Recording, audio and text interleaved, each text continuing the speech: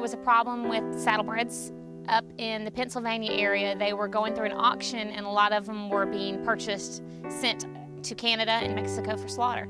And I had seen a post online, and there was a phone number, there was a horse that was about to be sent to slaughter. And so I called it just to get information about it. And the lady that I talked to told me that if he didn't have an adoption fee within a couple hours, that he was going to be sent on to slaughter. So I paid the adoption fee and had him shipped down here. And he actually turned out to be a horse that used to show in my area. And I realized that some horses that I might have known may have ended up there. And I decided that we need to do something about it. Horses that are going to Canada are horses that are going to slaughter. They're shipped from various locations throughout the country. There happen to be several kill buyers in our area.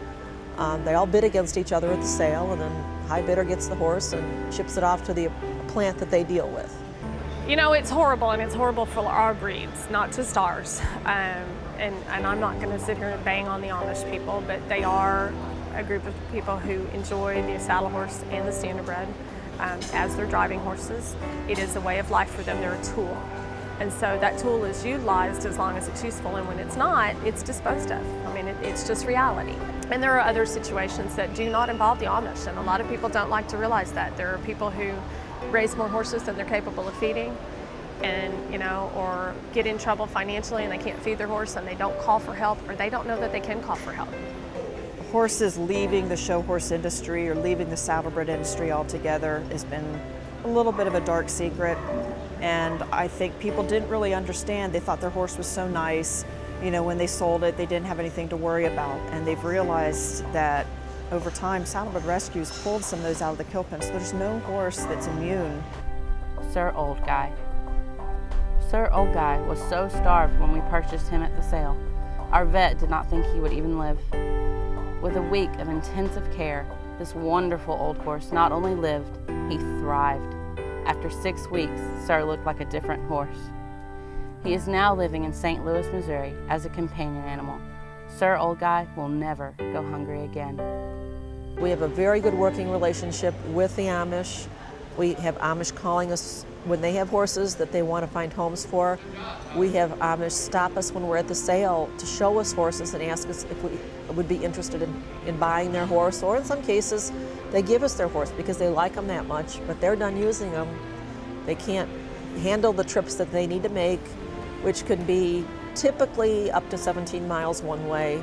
So that's a 34-mile trip in a day. Just think about how many times that is around your indoor ring. I noticed that one of them looked like it had been some type of show horse at some point. So I asked my daughter to step on the horse and see if it rode. And it did. It knew all 3 gaits. And I was totally surprised that this horse was so easy to ride. And it hit me, as being a horse trainer and always looking for lesson horses, that maybe we were letting horses go into slaughter that actually had a purpose that could help the industry. I have found the work Saddlebred Rescue does to be incredible in recovering these horses back to our industry, retraining them, and putting them out to do useful jobs. I've ridden most of the rescues we've gotten. Over the years we've done it. I don't even remember when we started. I was small, definitely made me a better rider. Just learning to be patient and understand where they've come from, and that they all need care. They don't forget those lessons, they know them. And Neil is really good about when she goes to the sale, she looks for certain things that she can recognize if that horse has been through a training program.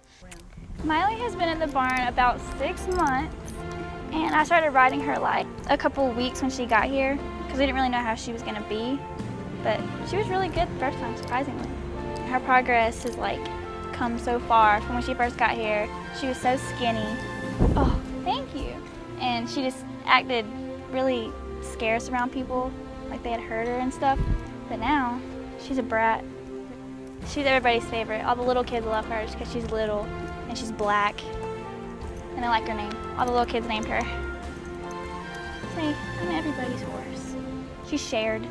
I would tell someone who's looking for a rescue as a practice horse that they really should. It will help you so much, and you're doing something good. You're rescuing a horse. These horses have never done anything wrong to be put in this situation, and it's kind of just giving back. If you love the saddlebreds, if you love riding saddle seat, give back to what you've been doing for so long.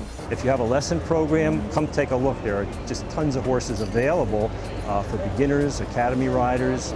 So whatever your interest, whether it's driving or just trail riding, we've probably got a horse for you. I work with a lot of beginner kids and adults, and a lot of times they're intimidated by something that's bigger than them. And what I found with the lesson horses that I have and using in my program that have been rescues, they'll stand cross-tied very quietly. They stand like statues, so you can go over the parts of the horses and grooming techniques and how to pick up their feet, and these horses just eat it up. They love the attention. They'll stand all day long, and the kids really start to blossom and shine from that.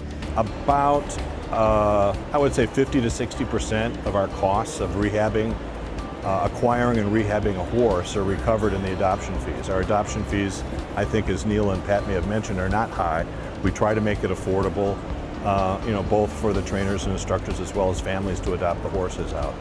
So fundraising to keep the organization moving forward is very important. All the donations go into helping the horses, pulling them from the kill pens, rehabilitating them, adopting them out. It's just a wonderful way to do that. Their dollars are tax deductible.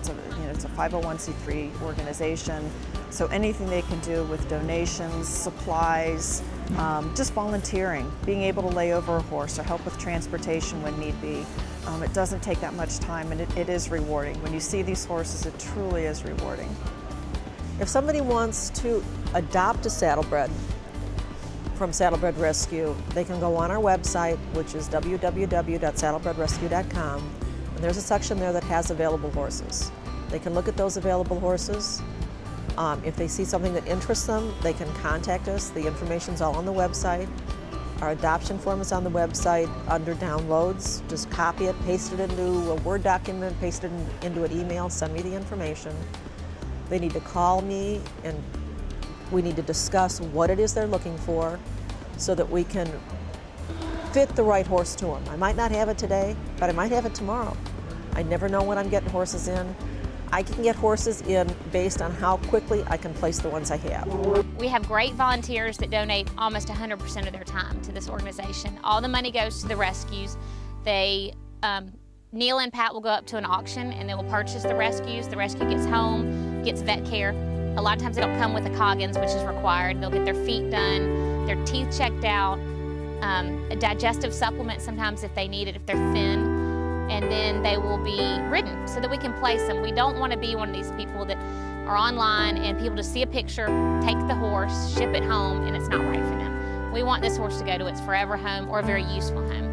It gets expensive to do any part of this, and for the most part, the work is volunteer work. Saddlebred Rescue is not cheapshowhorse.com. I'm very adamant on that. It is not designed to get horses that are cheap at a sale and try to sell them and affect our industry. That's just not the way it is.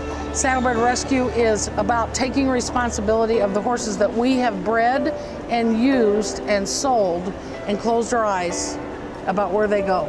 For especially an industry that loves their show horses so much, we have to love them through all phases of their life and not abandon them when maybe they're a little bit older or they can't perform quite the way we need them in the show ring anymore. And so all the support that we can garner from our industry and outside of our industry is just,